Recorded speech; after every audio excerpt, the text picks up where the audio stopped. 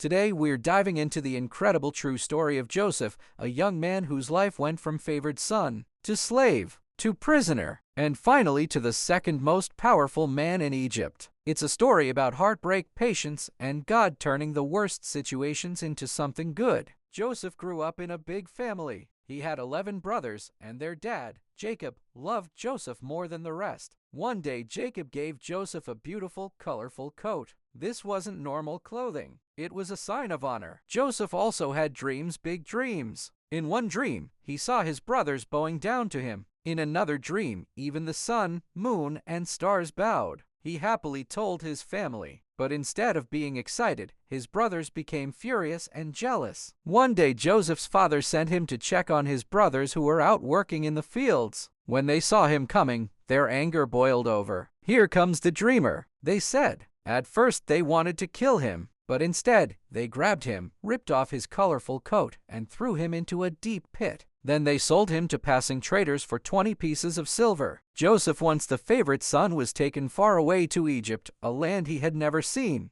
In Egypt, Joseph was sold to a man named Potiphar, an important officer. Even though Joseph was far from home and hurting, he did something amazing. He worked hard, stayed honest, and trusted God. God blessed him. Soon, Joseph was put in charge of Potiphar's entire household. But trouble came again. Potiphar's wife lied about Joseph, and Potiphar threw him into prison even though Joseph had done nothing wrong.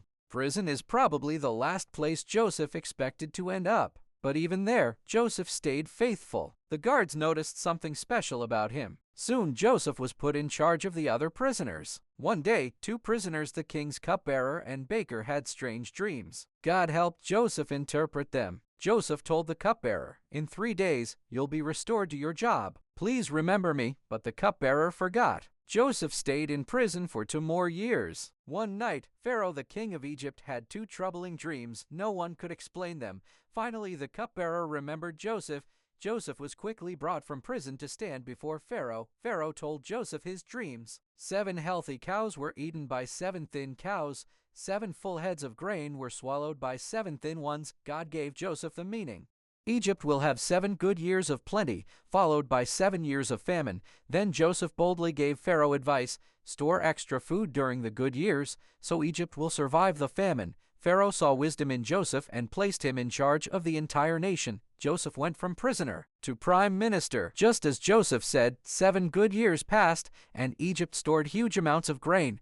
Then the famine came. Back home in Canaan, Joseph's family ran out of food. Jacob sent his sons to Egypt to buy grain, not knowing they would be standing in front of Joseph, the brother they saw.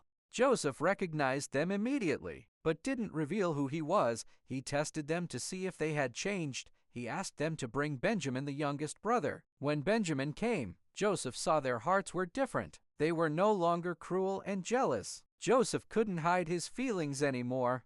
Joseph gathered his brothers close. Through tears he said, "I am Joseph." His brothers were shocked and terrified. Would Joseph punish them? Would he get revenge? But Joseph showed grace. He told them, "You meant it to harm me, but God used it for good. He brought me here to save many lives." Joseph told them to go get their father and the whole family and bring them to Egypt where there was food. When Jacob arrived, he and Joseph embraced and cried together for a long time. Joseph's entire family moved to Egypt, where Joseph gave them land and cared for them during the famine. Jacob lived many more years and was thankful to see his son alive after all those years of thinking he was gone. Even after Jacob died, Joseph continued to show kindness to his brothers. He told them, "Don't be afraid. I will take care of you and your children." Joseph's life teaches us powerful lessons. Even when life is unfair, God is still working. Painful seasons don't stop God's plan. Forgiveness brings healing. God can turn the worst situations into something good.